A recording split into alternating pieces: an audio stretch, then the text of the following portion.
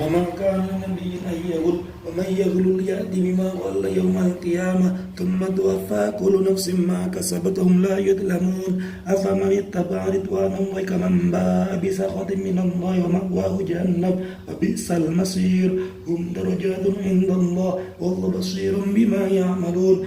لقد من الله على المؤمنين إذ بعث فيهم رسولا منهم يتلو عليهم آياته ويزكيهم ويعلمهم الكتاب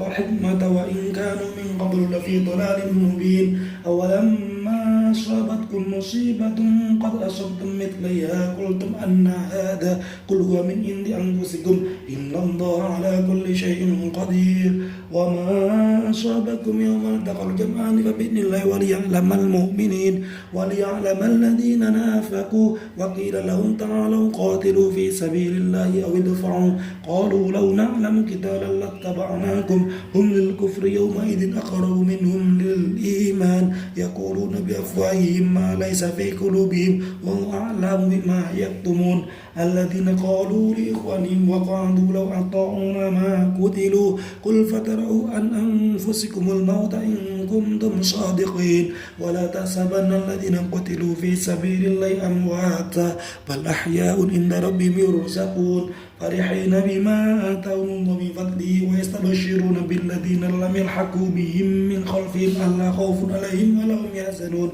يستبشرون بنعمة من الله وفضل وأن الله لا يضيع أجر المؤمنين الذين استجابوا لله والرسول من بعد ما أصابهم القرح للذين أحسنوا منهم واتقوا أجر عظيم الذين قال لهم الناس إن الناس قد جمعوا لكم فاخشوهم فزادهم إيمانا وقالوا حسبنا الله ونعم الوكيل فانقلبوا بنعمة من الله وفضل لم يمسسهم سوء واتبعوا رضوان الله والله ذو فضل عظيم إنما ذلكم الشيطان يخوف أولياءه فلا تخافوهم وخافون إن كنتم مؤمنين ولا يحزنك الذين يسارعون في الكفر إنهم لا يضرهم الله شيئا يريد الله ألا يجعل لهم حظا في الآخرة ولهم عذاب عظيم إن الذين اشتروا الكفر بالإيمان لا يضرهم الله شيئا ولهم عذاب